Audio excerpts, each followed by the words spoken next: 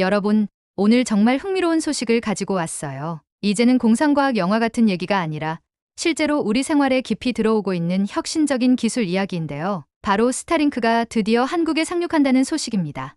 이게 왜 중요하냐고요? 이건 단순히 또 다른 인터넷 서비스가 들어오는 게 아니라 우리 통신 인프라와 기술 환경의 새로운 시대를 여는 중요한 전환점이 될 가능성이 있기 때문이에요. 특히 인터넷이 어려운 지역이나 해발이 높은 산지에서까지도 빠르고 안정적인 연결을 제공할 수 있게 된다는 점에서 기대가 어마어마합니다. 먼저 구독과 좋아요 부탁드립니다. 스타링크는 일론 머스크가 이끄는 스페이스X의 획기적인 프로젝트로 위성을 이용해서 지구 전체에 고속 인터넷을 제공하려는 개념이에요. 특히 망이 단절된 지역이나 기존 인터넷 선이 닿지 않는 오지까지 모두 커버하려고 하죠. 지금까지는 몇몇 국가에서만 서비스되었는데 올해 6월부터 한국에서도 이 서비스를 만나볼 수 있을 거라고 하니 정말 놀랍지 않나요?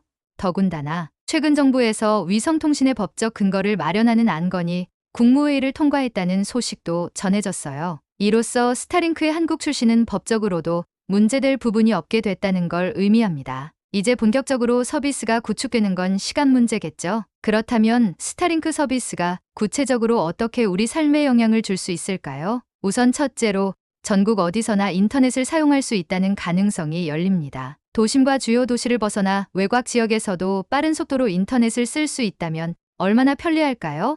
예를 들어 가족과 캠핑을 갔을 때도 속도 걱정 없이 화상통화를 할 수 있다는 거죠. 둘째, 재난 상황에서의 통신 지원이 훨씬 원활해질 거예요. 고립된 재난 지역에서도 위성 인터넷으로 통신이 유지된다면 구조 활동이나 정보 전달이 훨씬 쉬워지겠죠. 세상과 단절되는 일이 훨씬 줄어들 겁니다. 셋째, 소규모 경제활동이 활발해질 수 있을 겁니다. 인터넷 덕분에 디지털 경제는 더 이상 대도시만의 이야기가 아니게 되었잖아요.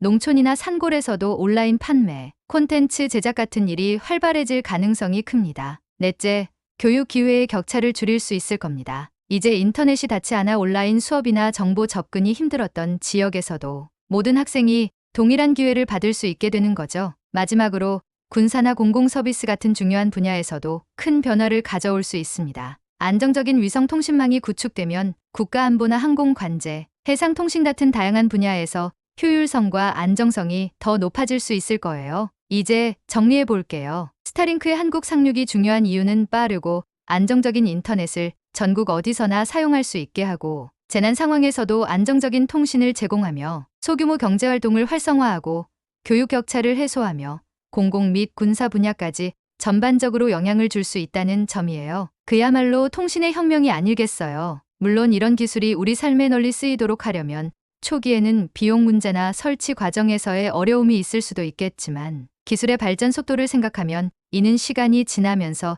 충분히 해결될 것으로 보입니다. 이제는 단순히 인터넷을 사용하는 것을 넘어 새로운 방식으로 소통하고 연결될 기회가 더 많아질 거예요. 여러분, 스타링크가 가져올 이 놀라운 변화가 조금이라도 기대되지 않으신가요? 우리나라에서도 이런 혁신적인 기술을 통해 더 많은 사람들과 더 나은 세상을 만들어갈 수 있게 될 날이 머지않았습니다. 앞으로의 발전과 변화가 진심으로 기다려지네요. 구독과 좋아요 부탁드립니다. 감사합니다.